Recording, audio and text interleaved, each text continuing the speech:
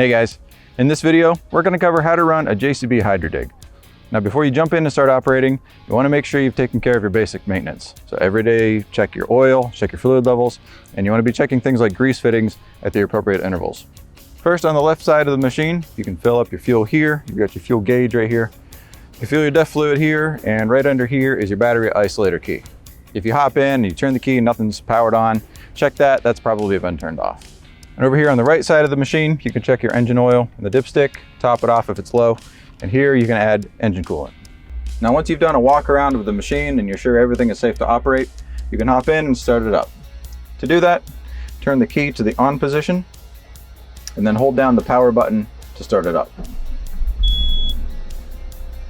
Next, drop the armrest on the left side. Right here, press the to go button. Up here, you can release the parking brake. And then here you can press this lever on the floor and pull the steering wheel into position. Here you can throttle up your engine and you can begin working. To operate the Outriggers, use these two levers right here. Each Outrigger can be operated separately, and this is helpful if you need to level the machine. To operate the dozer blade in the back, press and hold this button on the right stick while you raise and lower the blade. Normally this stick is used to control the boom, but when you're pressing and holding that button, then you can use it to operate the dozer blade. Now, unlike a typical excavator, the Hydradig has 3 joints instead of 2. So the right stick controls the joint that's nearest the cab. The left stick controls the joint that's out at the end of the boom. And this foot pedal controls the joint right in the middle of the boom. In order to operate the thumb with the bucket, use this toggle switch on the right stick. This will raise and lower the thumb. If you want to swing your boom from side to side, you can use this toggle switch on the underside of the left stick, and this will skew it left and right. To drive the Hydradig, the 2 floor pedals on the right side of your steering are your gas pedal and your brake pedal. You can release the brake pedal with that catch there. To switch between forward, neutral, and reverse, use this toggle switch here on the underside of the right stick to switch gears. Now the Hydradig can be driven forward in either direction, but it's important to note that the Outriggers are considered the front of the machine and the dozer blade is considered the back. To illustrate why this is important, I'm going to drive forward just a little bit, but now let's say I want to drive in the opposite direction. And instead of turning 180 degrees, I'm just going to swing the cab around. And now I'm going to drive in this direction. The problem is, if I press the pedal to go forward, I go backwards. Now I could switch this into reverse, but I've got 2 problems now. My beeper is sounding, and let's say I want to go to the left. So I turn my wheel to the left, but I'm turning to the right. Now, I'm going to switch this back into neutral, and I'm going to come down here and I'm going to press this button with the R next to it. Now this solves 2 problems.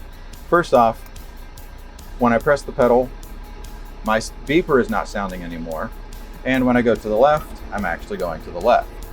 But here's what doesn't change.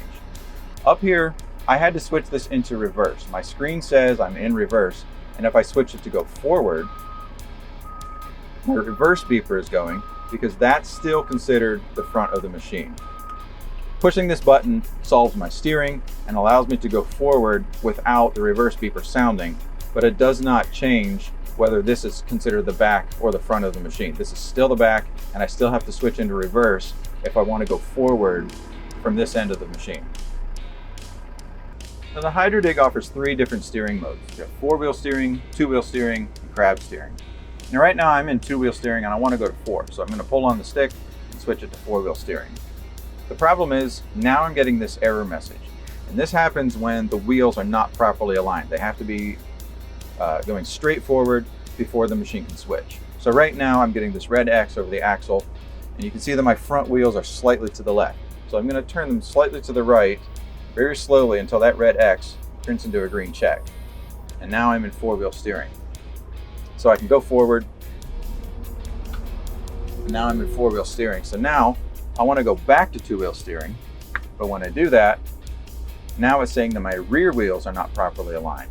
So now I'm going to keep turning the wheels back.